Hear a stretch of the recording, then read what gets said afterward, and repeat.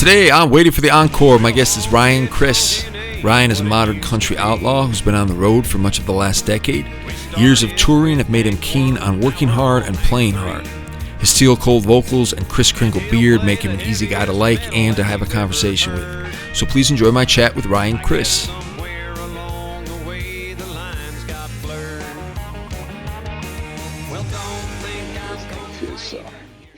All right, RYAN CHRYS joining me today. So happy to have you. How are you doing up there, my friend, up in Montana? I'm all right, getting by. Good to hear. So I'm very interested to know hardworking road dog like yourself who spends a lot of time on the road. Why don't you take us back to kind of mid-March when all this stuff happened with COVID and just tell us what you've been up to since then, what you had planned for the spring and the summer, and how you've kind of adapted and changed routes since then. That's quite a story in itself right there. Let's hear it, brother. Yeah, we were on tour in Arizona when COVID struck. It's weird to have left and everything was fine. And to see the progression each night while we're on the road of the news and people's concerns and all that. And the tour started out great and things started getting sketchy. And by the time we played in Tucson, the rest of the tour had contacted me considering canceling. People were advised to stay home and not go out. We didn't know what was going to happen at the show. And we ended up playing 2 more shows before everything got canceled. And we hauled ass like, 16 hours or something to get home before the end of the world. Then we just kind of hung out and like every musician wondering what the hell we're going to do and how this is all going to work out. And did some shows and that was okay for a minute and just trying to figure out what to do next and started working on some recordings. Like I think it's kind of the path a lot of the musicians have been taking is online shows and working on recordings and summer came around. We got things lightened up a little. We got a few gigs and then by August we got a bunch of gigs, all outdoor gigs. Town gigs. And so August was really great and everything up until then was a struggle. And now that things are getting colder and outside stuff is kind of stopping, we're kind of shitting again. Can I say shit on this? Say whatever you want, bro. Everybody's kind of, oh shit, now what are we going to do, this fall? And because we can do some online or some indoor shows, but attendance is so limited and the pay isn't there and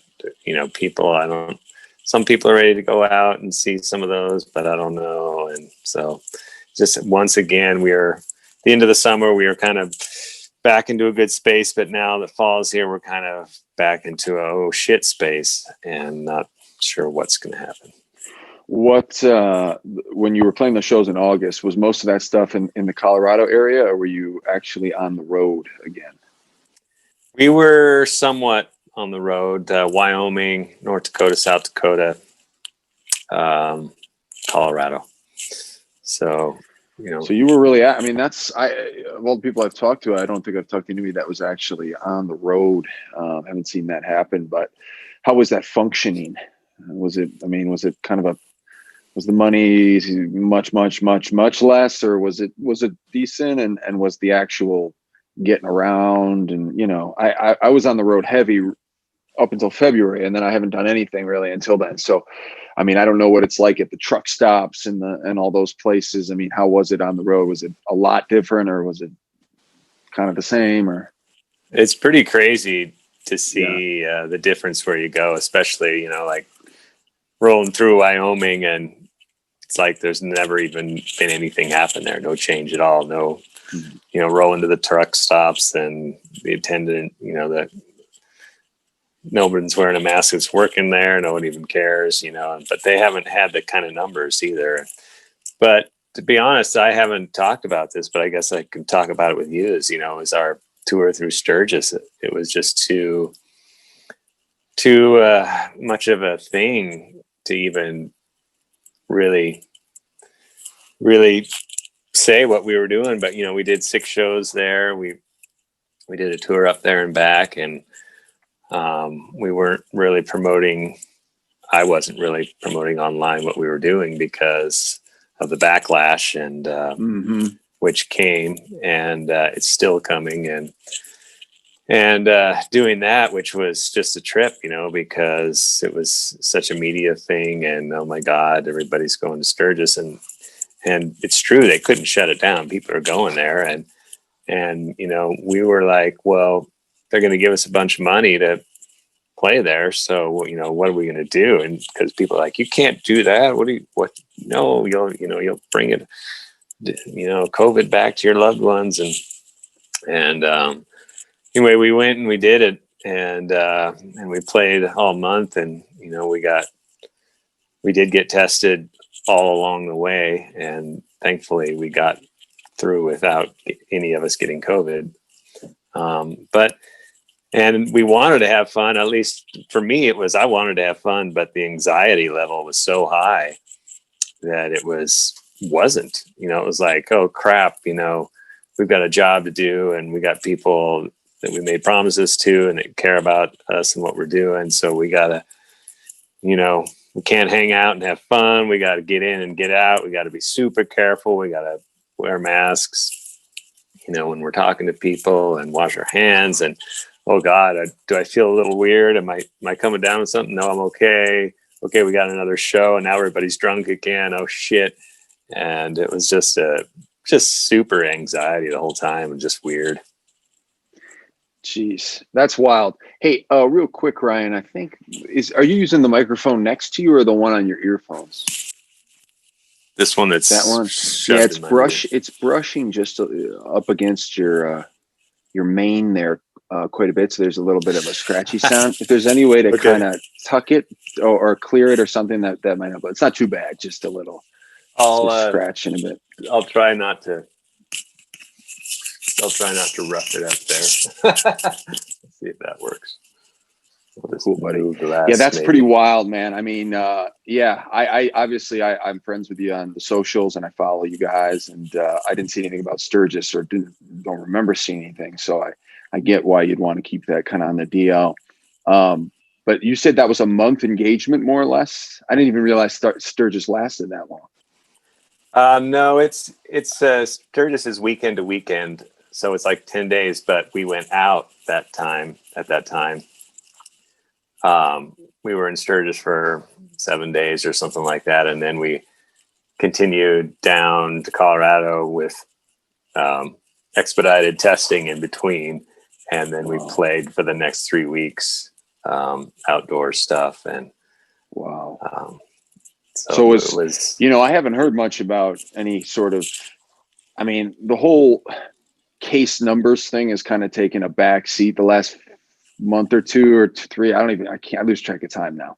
But there was a point where everything was being tracked, or at least reported.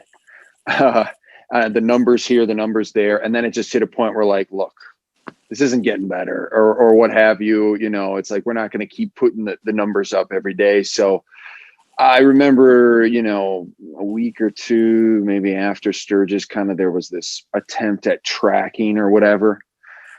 But I haven't heard anything about, any sort of tracking or number inflation or number results from Sturgis. I'm sure it was just a thing of like, look, we're sure it having an effect, but we can't go through where these motorcycle people all come from and where they're all going. And who knows what effect it had.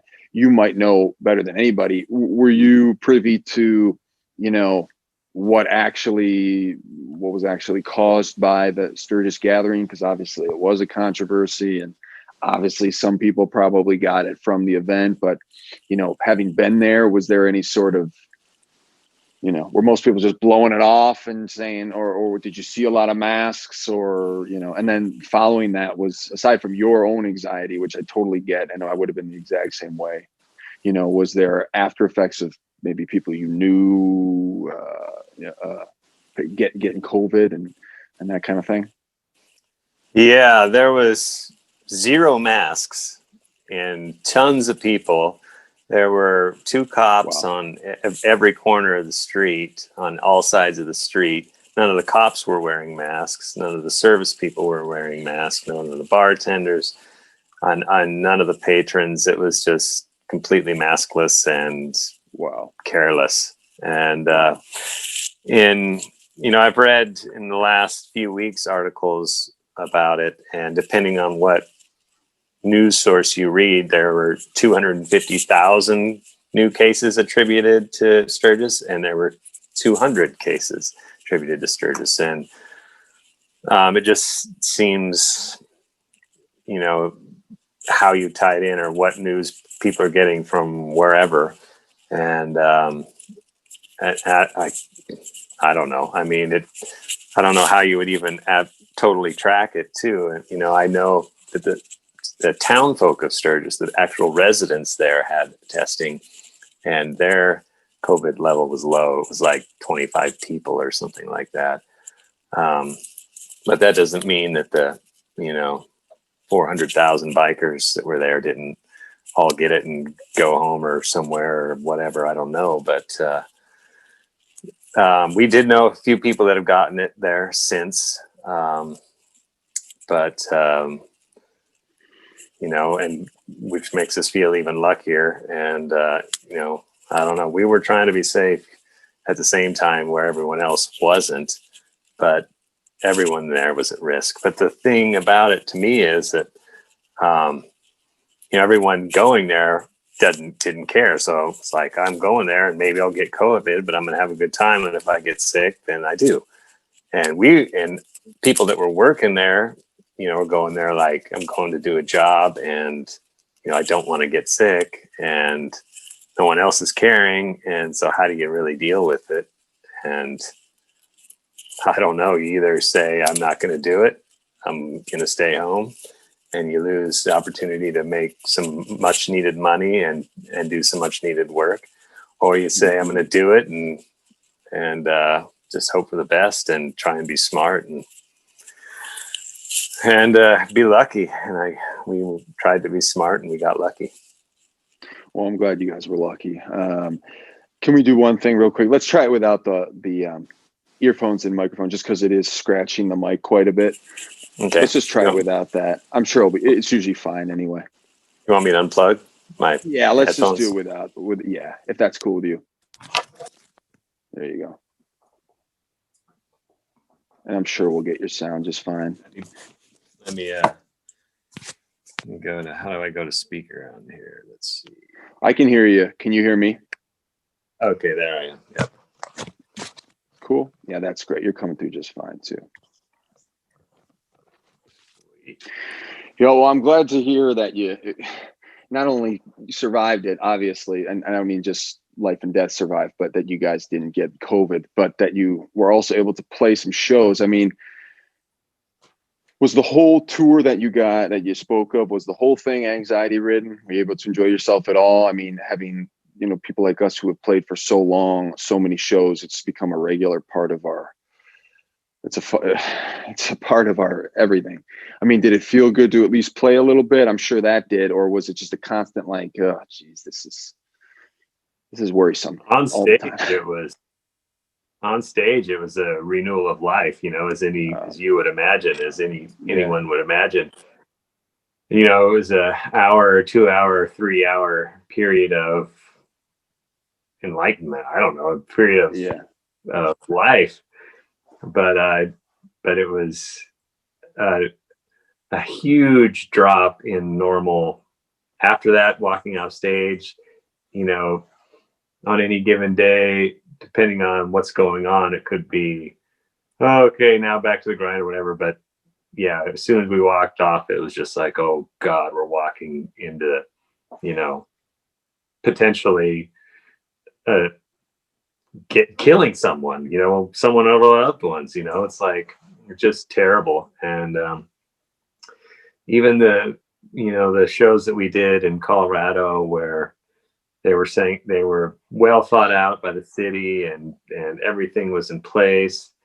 You know, even the city promoters were, you could just tell, like, okay, we're going to do this and we're going to be smart and safe and follow the rules. And we're like, yep, and here we go. But you could see doubt behind everybody's eyes. Is like, oh shit, are we making a mistake or not? And the audience is always cool because they chose to go there. They're like, I want to do this, and I believe this is safe, and I'm happy to be here, and this is great, and everybody's having a great time.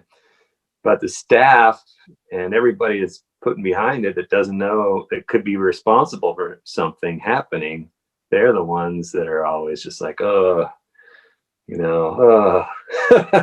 want to do this, but it's risk. So just weird situations. Well, that's wild, man. So let's go back a little bit. Where are you from originally?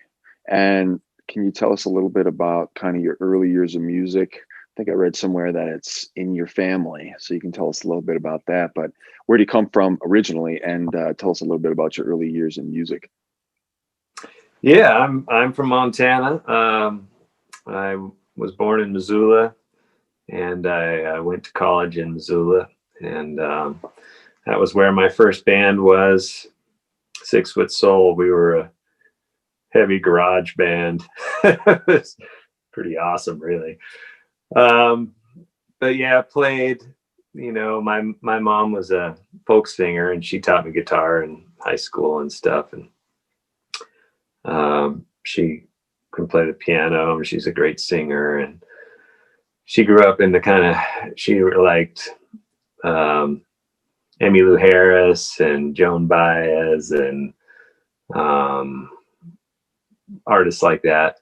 And so that was what I kind of grew up around. And but in high school and college, I was all about AC/DC and rock and roll. And so yeah, I just played guitar, and I was always a guitar player for the longest time, up until I started the Rough Cuts. I was just a guitar player playing for solo artists in different bands, through the 15 years of being a musician. I was never a front man, and put all my time and energy into those projects. And for different reasons, they all kind of fell apart.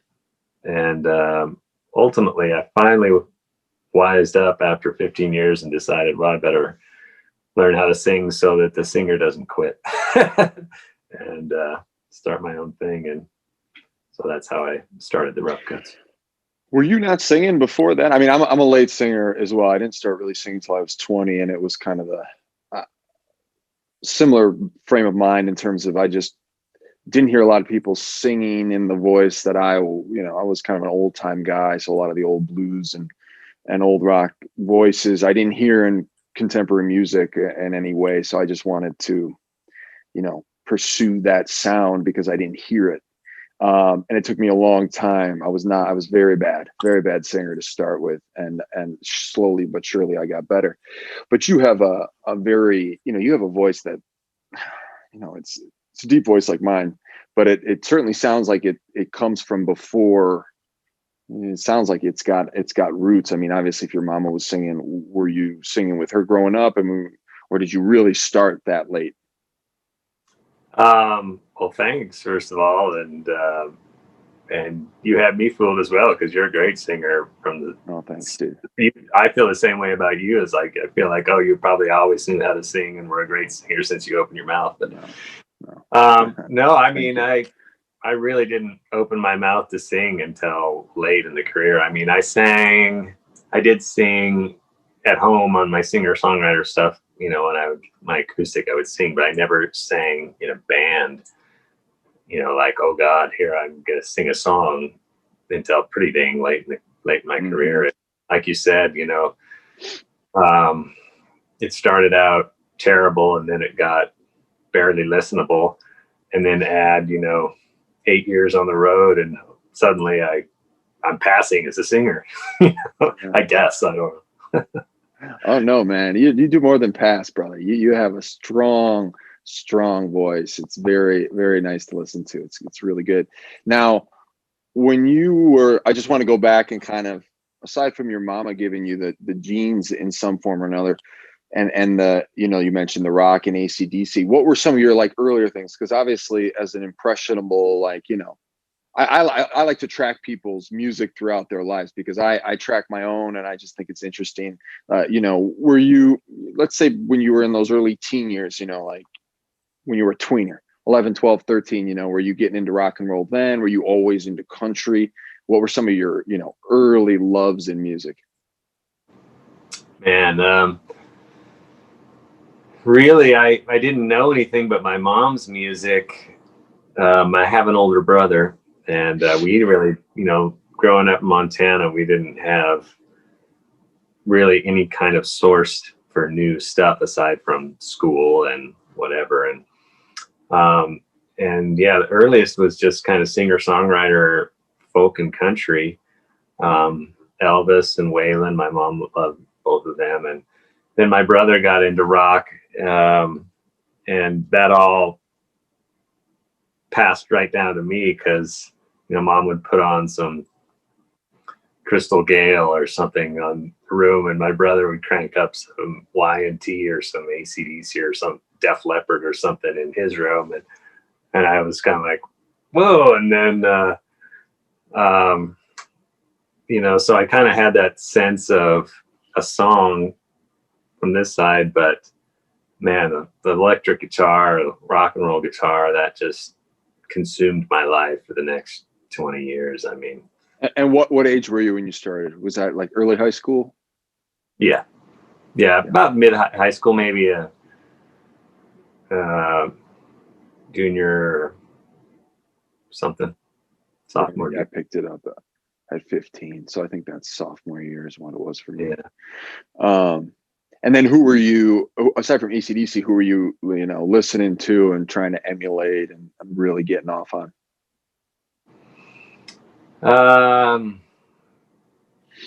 Man,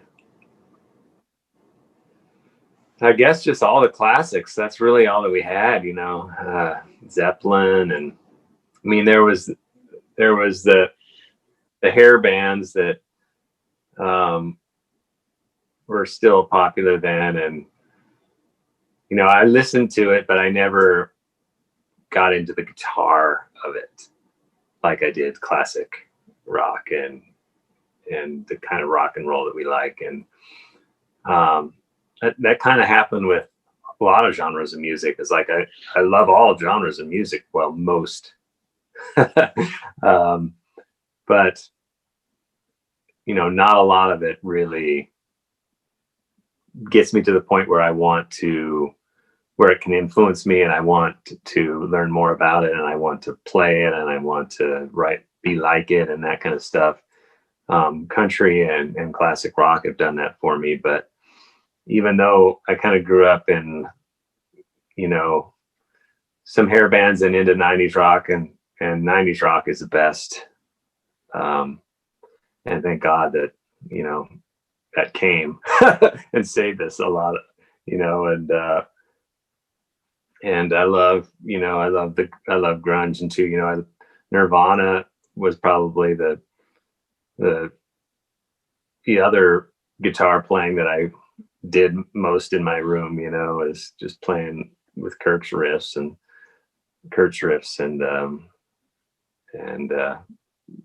all the grunge as well. But that's pretty much it. I mean, I listened to other stuff, but I didn't go and play it in my room so much. And so when you got done with college and then you moved to Denver straight away? Pretty much. My older brother's roommate, I became friends with when I was in college, and he was a bass player, and I had started the band in Missoula. So he graduated and moved back to Denver, where he was from. And so I stayed obviously in Montana and tried different bands and whatnot. And finally I said, man, I just can't find anything. I'm going to come down and hang out with you for a while and see what it's like in the big city. And so I went down to stay with him and slept on his couch. And 6 months later, I was still sleeping on his couch, and we'd started a band, and I never left Denver. Classic story. It's one I've heard before. It's a good one. So what year was that? How long ago was that you moved to Denver? 20 years. Yeah. 2020. And how was Denver then? Because I know Denver is one of those cities that I mean, I love Denver. I have good friends there. We've done plenty of touring through there. And but I know it's one of those cities that, like Austin, where I'm at, seen a ton of growth over the last 20 years. So you know, what was Denver like then compared to what it is now? It was awesome. Great. It was awesome. I didn't know anything about how to, book and how to promote and how to do anything. And I wasn't in any bands that, I played drums in a band for a long time. And like I said, I played guitars and for other people. So that wasn't my thing, as to get to know the business.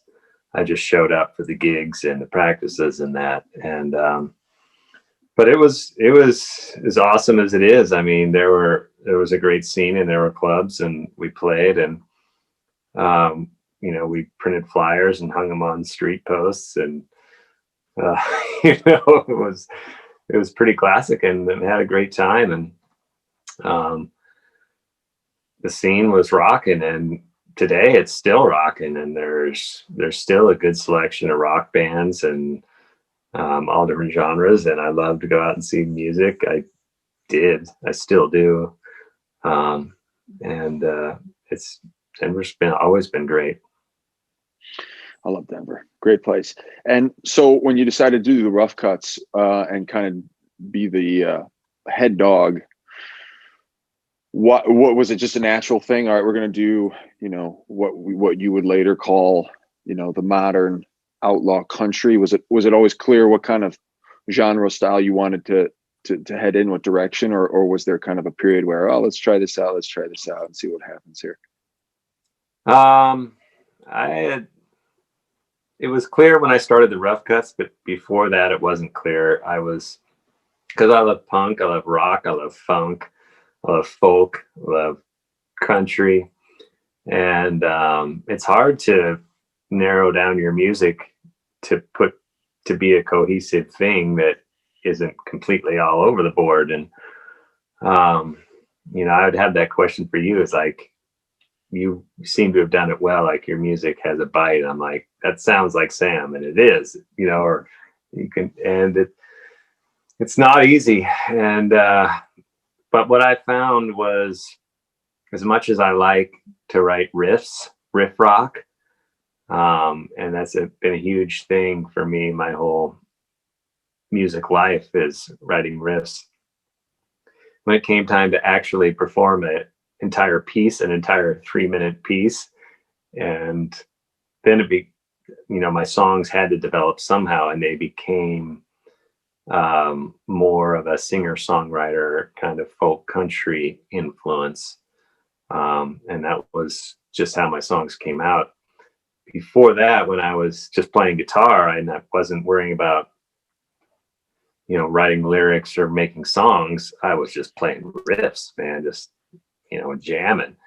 And, and I thought that was my style, and I tried to write songs, I've written some rock songs, but overall, when I thought, a song that is worthy of adding to your catalog, or to being part of your legacy, potentially, recorded somewhere, they were singer-songwriter and country songs. And so that was the direction I followed. And all the while knowing that there's no way I'm a traditional country guy. I don't even know how to do that. My guitar playing is based in rock, but my ear and my songwriter is based in folk and country. So I just lopped it in there, and really it's like country rock, but it's not really like, what I'm doing is not really like country rock. It's rock and country, or country and rock. But when you say country rock band, you think it doesn't portray the image that I really like, because I know some country rock bands, and it's kind of, and, and outlaw country too, it doesn't really portray, because, I'm no, classic outlaw country, because that stuff is the greatest ever, and I butcher it, but I do it with love, or love of the genre anyway.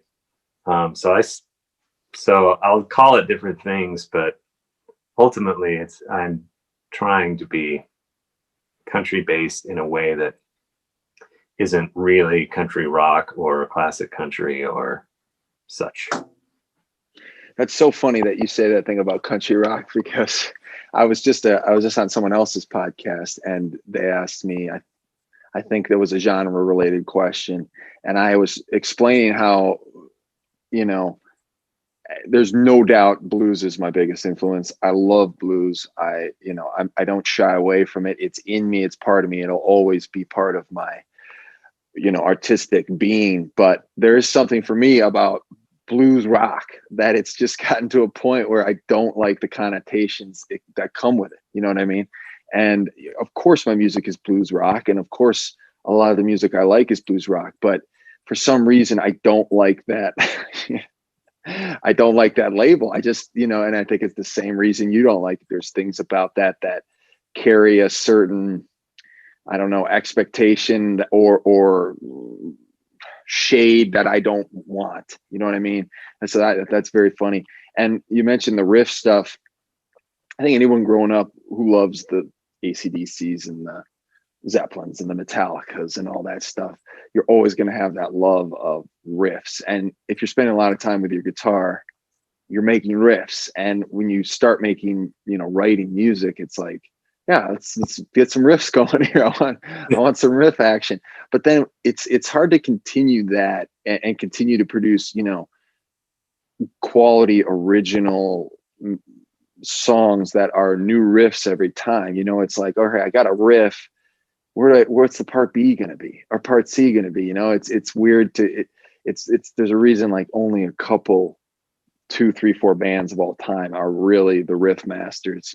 AC/DCs, Metallica, Zeppelins. There's probably a couple more, but the riff it all starts there. But it's hard to keep that going in a lot of ways. So Yeah, it's funny to hear you describe that.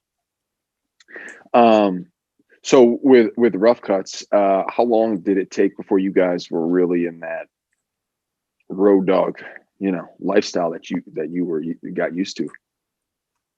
well, we were in it from the top, because I'd had all the experience from these other bands, and I knew what I wanted to do. And when I put the band together, that was part of my putting it together, was I wanted and required anybody to play that, we're going to go on the road. You can't, be a weekend warrior. We've got to be all in on this and try to make it work however whatever that means. And that means, working part-time jobs and picking up shifts and being ready to do a tour when we can line it up. And so I'd had that kind of experience in other projects before the Rough Cuts. So by the time the Rough Cuts hit, I was like, boom, okay, we're ready, we're going to go. And we started the Rough Cuts about, in 2013, January 2013. So from the first year, we were doing over 150 shows a year. And leading up until COVID, we were at about, somewhere around 170 shows a year, which is ludicrous. But part of that was the way that I lined up the tours. And we kind of it's brutal, really. It's just like, we're going to be out there. We might as well use our time. And that meant playing like every night of the week at gigs that weren't worth playing, or that you could barely even call a gig on your schedule. But, we're actually playing something somewhere, and whether it's a coffee shop for one person or a backyard or something. That's how we approached it. And it's a struggle, as you know, out there.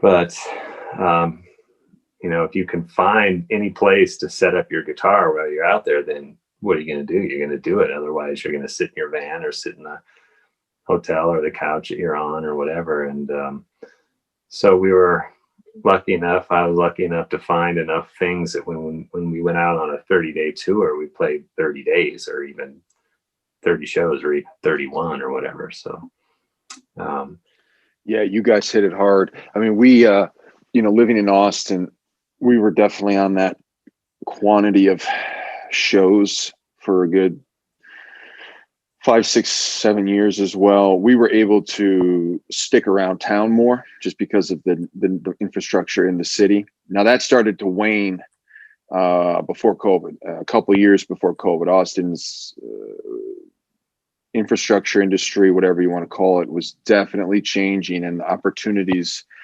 for a number of reasons weren't the same as they were. But for our tours, it was more concentrated. So we'd usually do it during the summer, and we'd do like 2 or 3 legs where we'd have that same format. We'd be out for 3 weeks or a month. And yeah, we'd be, if we're out, let's do, we're lining up the gigs one after the other.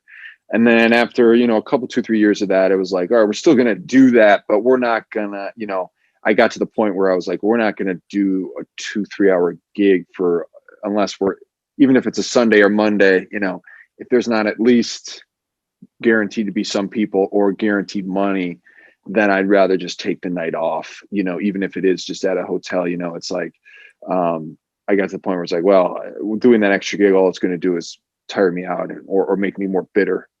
You know what I mean? It's like, so that got to a bad, that's, yeah. So you are taking those occasional nights off now where it's like, there's nothing to get out of that now. I've done 1,000 gigs. I don't need to do an extra, play 2-3 hours to nobody for no money kind of thing. Yeah. Absolutely. You're in the same boat now. Yeah.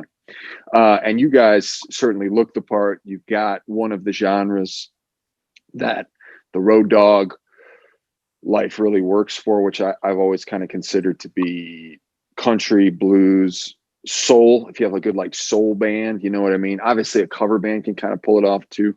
And then there's a few others that can find their way to do the road dog thing. Obviously, if you're a successful act, you can do the road dog thing, just because you have fans all over the place.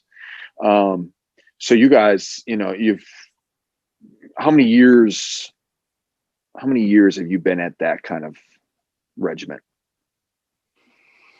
Man, collectively, because our drummer Michael has toured all of his life, I couldn't even tell you. But I before the Rough Cuts, I kind of did the in-town thing too. We had an agent, so we were playing every Thursday, Friday, Saturday. So we were doing a lot of shows in Colorado. I played every damn bar in Colorado, I think, and close to it, and doing a lot of shows. But we just changed that to the road. So, maybe the amount of shows stayed the same, but it's different when you're out in other places where nobody knows you and that. So, but gosh, it's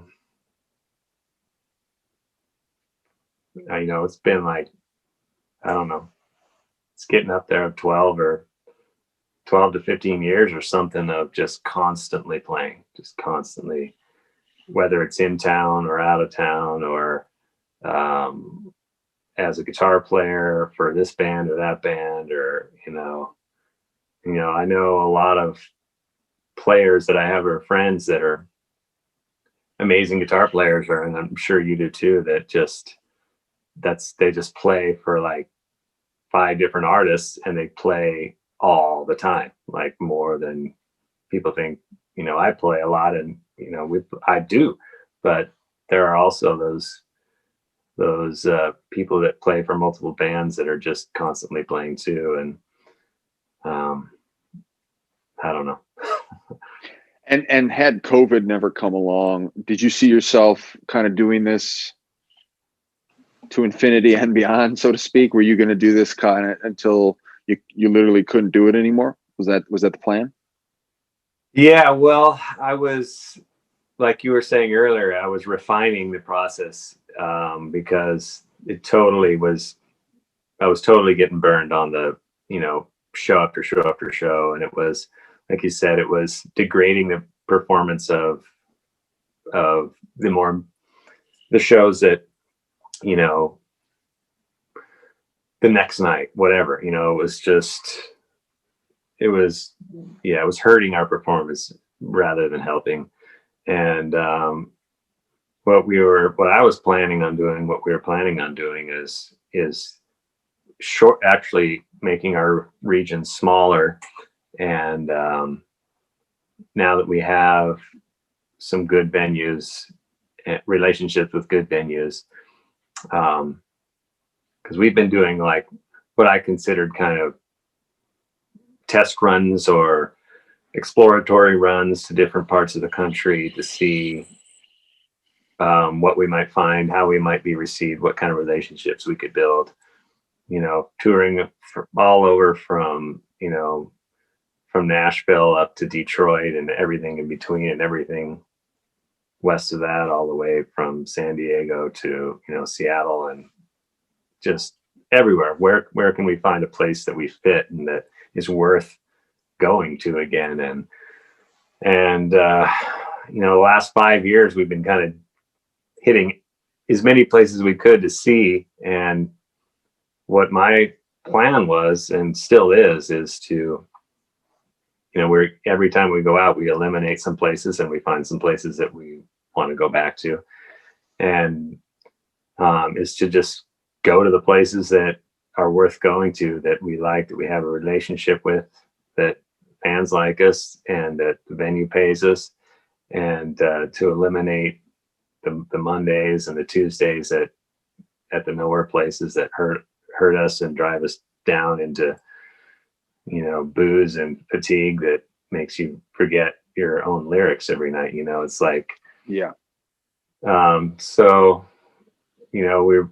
money is such a struggle, but just to find a way to not have to play 7 nights a week, to only have to play like 4 nights a week at good places, and just keep refining until we can go out, play 4 nights a week, make good money, have a great time, sleep in a comfortable hotel, and continue doing that, and come back and then reset and reduce, and then do it again, and try and continue to build our following that way. Yeah, that sounds like a good method. I know for me, like we were kind of, upping it every year. It started as our first tour was, I think 10 gigs. And then the next year it was 14. And the next it was 25. And then we were getting into 45 most years. And then it was 60 city tours. And I was, I always, after the first tour for me was stressful because I was responsible for everything, and I had never done it before. So that one was stressful, and it had its moments of fun. But when I was done with it, it was a relief, and it was like, oh, we did it. It's complete. Thank God. After that, I really enjoyed it. Obviously there's pockets that are less enjoyable, but I was really enjoying it. And then I got to a point where, I had a wife, and what sealed it for me in terms of, not sealed it, that's not the right word. What changed it for me was when my daughter not just was born, but when she became like 2.5. So, like I was still around a lot. I got to spend a lot of time with my daughter, and it was great. But, the baby years, super cute, awesome years. But it wasn't until she started becoming like a real human. That's when out on the road, like the bad nights and the 10-hour drives at night when you can't really sleep and you have to kind of stay up in the darkness. That's when it really started being like, what am I doing? What is the point? You know what I mean? It's like the passion was still there, I still enjoy performing, but the dips, the bad times were significantly more. if I felt them a lot more because you just, there's this distance. So that was a big thing for me. And obviously I still was touring, and I had a huge tour right before Corona. But I was definitely also hitting a point where I was kind of I had kind of exhausted, you know what I mean, in terms of like even the great places that we loved. It was still like you hit these high points, and then it might be like every other time you go back, you hit that high point again. It's not like a guarantee, like every time you go there, it's going to be great. It's usually like the next time you go, that was solid, but it wasn't what it was last time. And then you go back and it's like, oh, that was great. It was so much fun. So in all the travels that you've had, kind of coming around to a question here, in all the travels that you have, what are some of your favorite places around the country, city-wise or venue-wise or both, that have consistently been like, oh, we're gearing? I'm sure Sturgis was like that, aside from this year of COVID. But what are some of your favorite spots to go? Yeah, definitely Sturgis, Montana. I still got friends up here, and it's gorgeous. And Pacific Northwest, I think, is our favorite. We do this run up from Denver through Wyoming to Montana, Idaho, Washington, Oregon. That is both gorgeous country wise, and we have some relationships with venues and fans, and we just like it out there. You know, like so many people have said, "Oh man, you'd be huge in Texas, and you got to go to Texas and this and that." And we toured Texas for like 4 years, and man, it's just punch in the gut every time, man. I mean, I love Austin, but we just haven't been able to create anything there, and just have had hard times. But Arizona has been awesome. New Mexico has been awesome, so we've been going back there a lot. We, like, I've always felt, oh, you need to try and build something in Nashville, because so many, all my life people have been saying, go to Nashville, go to Nashville. Well, I've been playing Nashville for 4 or 5 years, and the same thing, man. It is, it's so hard, and I got nothing from it. We've but Memphis was awesome, and Indy is awesome going up from there, and we had great time in Michigan in response to, and Detroit and Grand Rapids. So I always want to go back to the Pacific Northwest, and up here from where I'm from, and the Southwest. And in terms of anything aside from that, I'm not exactly sure. I even haven't figured out. I want to go to Indiana and to Illinois and to Michigan, but I am still in the process of figuring out the ins and outs of getting to there and back, because getting out there, through Nebraska or Kansas or, Oklahoma, we've gone every which way, and it's been a struggle. So that part I'm still figuring out, I guess. Yeah, it's weird, man, how it works, how you find these pockets where the setup is just right. Maybe it's because the venue has, presented, and just a great layout. Breweries are often cool places to play, but it's weird how these little spots don't work and spots do work. And I've definitely been on both sides of the coin all over the country with that. So I know where you're coming from. It's nice that your favorite places are some of the most beautiful places. I was always a fan of the West Coast. Always a big fan of California. We had, a handful of really good gigs there, a handful of throwaway gigs there. But I'm an ocean guy, I guess. There's something about the Pacific Ocean that's always, whatever, enchanted me. And so that's always drawn me in. But, other than that, it's just this spotty thing. It's like, oh, we love it there, but it's neighborhood, not so much. And, it's like, I love going to New York City every time. We've had probably, 2 or 3 of 10 shows have been what one could consider a good show, and the others are throwaway, or mediocre, what have you. So I definitely know what you're talking about there. So it seems like, you know, the situation obviously affects all musicians heavily, but it seems like it definitely affects you and the Rough Cuts quite a bit. But at the same time, it sounds like you guys were able to get back into some action there, at least for a month or so. So you know, obviously it's a tentative notion, but what are you planning for yourself and for the band over the next 3 to 6 months, 12 months, you know, moving forward? That's a good question, and I've had ideas, but I haven't decided anything because there's just too much in flux with everything that's happening. But next spring, my plan is to tour, and that may be a crazy idea, but knowing that I don't know what it's going to look like, maybe it'll be a backyard house concert tour, you know, with occasional, you know, limited capacity venues, or maybe things will change and, you know, there'll be a vaccine or whatever. But I've got to try and make it work somehow, because I don't have kids, or, you know, I have ways to make part-time income through part-time jobs. And I'm always going to record, and, you know, we're going to record through the winter, but come spring, we've got a tour pretty much at however we can.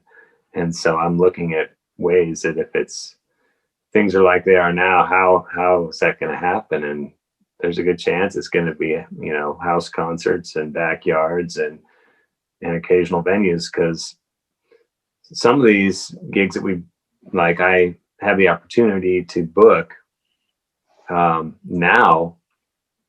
I wanted to book, but I can't string anything together to make a tour. I can barely make a weekend. So to try and string together a tour right now seems impossible.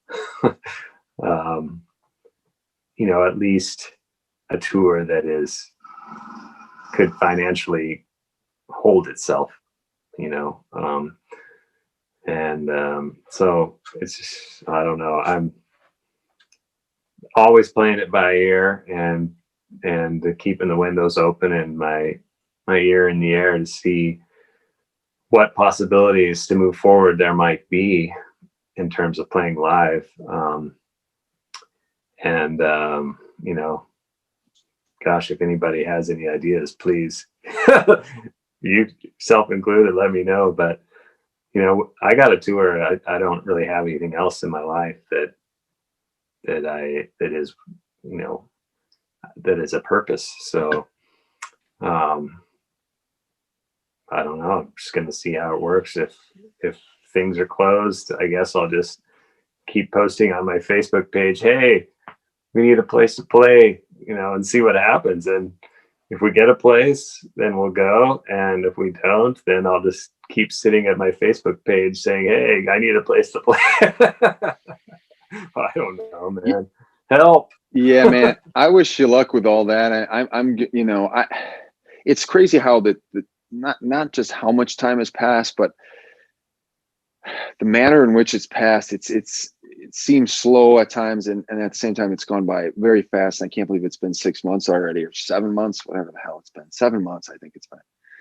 But I mean, you know, it seems like you could probably, spring seems kind of reasonable. I mean, especially with your proximity to your network, at least, and the places you like playing, you know, I don't see why you couldn't at least, you know, try to do, you know, maybe it's not a full tour thing, but you could do like 6 weekend things of like 3 things. And then if you have to nix one, you know, maybe 4 out of 6 come together.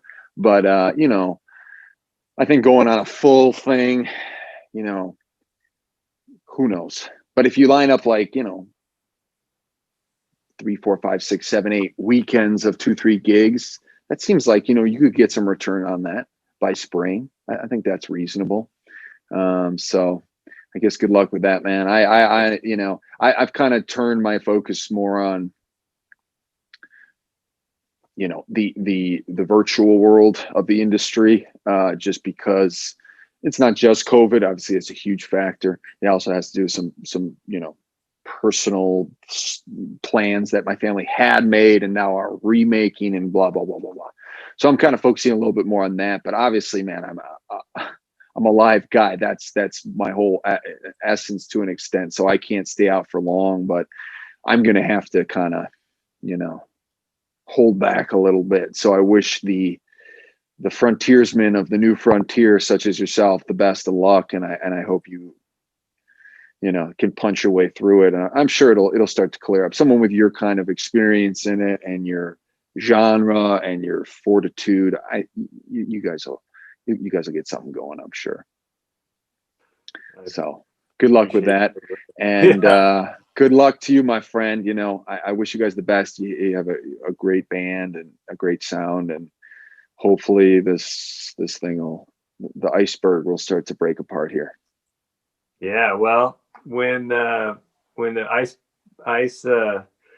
berg is broken and you know, people are confident and the venue's open, rough cuts and the grit, we should hit the road, man. I love it. I love it. I would love to do it, man. Yeah. Well, good luck to you, Ryan, and thank you so much for being here. I had a great time talking to you, and we'll see you when we see you. Yeah, man. Thank you. Appreciate you, Sam. All right. Take care, buddy.